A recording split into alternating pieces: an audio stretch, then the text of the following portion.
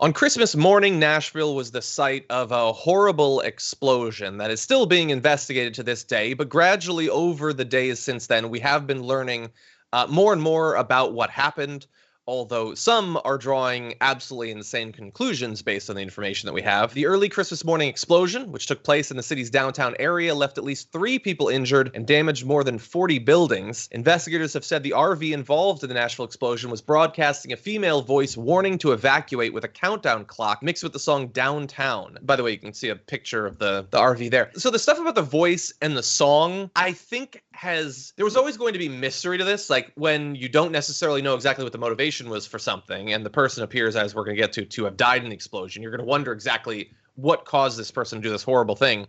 But the voice and the music, I think, made it more of a mystery and has made a lot of speculation spring up immediately around this.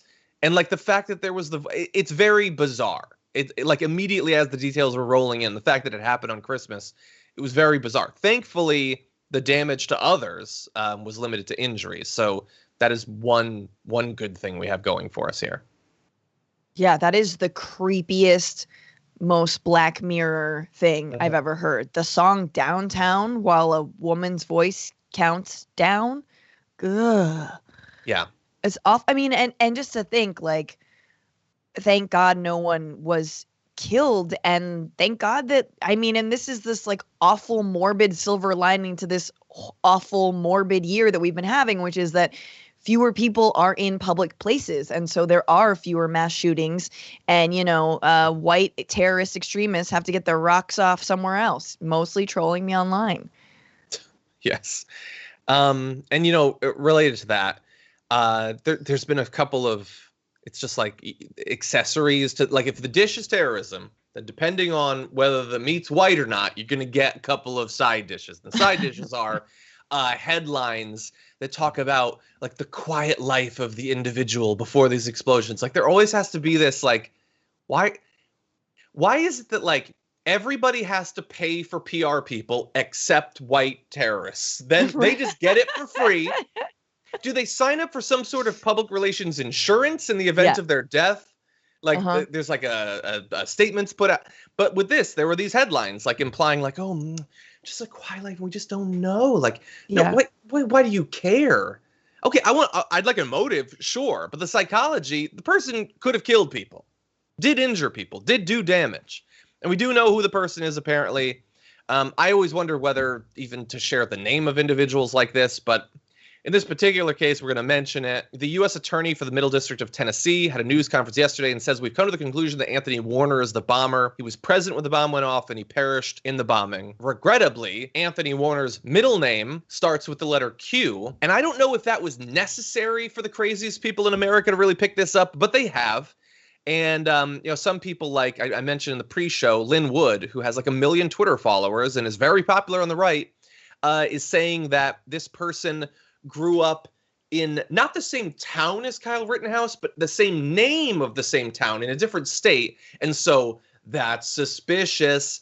And they believe that this had something to do with the voter fraud, or maybe the Chinese sent a missile into America, or maybe America bombed with a missile, even though Trump is in charge of the missiles. And so there is literally no evidence that any of that is true, but understand that there are millions of Americans who believe that this horrendous thing that happened on Christmas morning is part of the whole voting thing. Yeah, dude, the Chinese hate the song Downtown, number one. Everybody knows that. I'm Chinese, hate it. That's instilled from you at birth. And we love to steal ballots. So I'm putting the pieces together. You?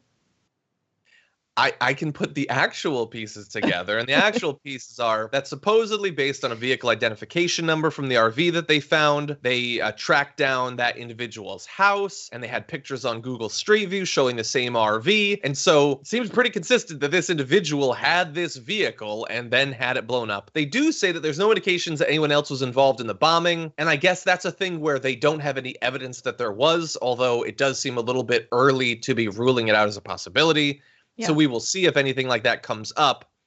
But anyway, other than that, there are some details about the bomber that are out there. I'm not going to, unless it seems to indicate what the motive was, I think delving into their past seems weird to me. Yeah. I don't understand the point of that necessarily. I understand some people are just curious, but so anyway, they believe that they had found the person. Thankfully, nobody died, so it's horrific and scary. And there was another vehicle that was apparently playing downtown somewhere, and the police like cordoned off the area, but it turned out that there was no bomb there. And so there's going to be a period that's very scary right now, but so far it seems like this was a weird one-off. Maybe we'll learn more, maybe we won't. Yeah. No, it's super creepy. And also the fact that I think what you were saying earlier, I mean, we've been through a year where, victims of police violence, victims who've been murdered or, nearly murdered, their past, the victims' pasts have been combed through and rifled through. And if they stole a candy bar when they were 8 years old, that somehow means that they deserve to be gunned down. Like, we live in that country. We live in that moment still somehow where unarmed innocent people, or even armed innocent people, right, who have open carry, who have licenses to carry, but are still like, because they're black, they get ripped apart in the media. They get portrayed as being older than they actually were when they died. Trayvon Martin is somehow superhuman, like Spider-Man. He was terrifying. Yeah, that's why he deserved to die. This is the world we live in. And if you're Muslim, like, forget about it. Oh my God, if you're a Muslim, if you're brown, oh, well, then we know your religion teaches hate, right? No. Well, I want to know, was Mr. Warner, what was his religion? Do we assume he's Christian? But like, if this were any other person, we would be drawing these links, rightfully or not. And I think I gotta say, I don't think it is right to draw these links based on someone's race, based on all of this. But I think we do know that white men in this country are being radicalized, that we need to look into that. And man, I really hope that under a Biden administration, the FBI is empowered to actually go out and root out some of these extremist groups that fester online, that fester in real life, that, are preparing for Sharia law this is not a game. It's very scary. So we will see. Yeah.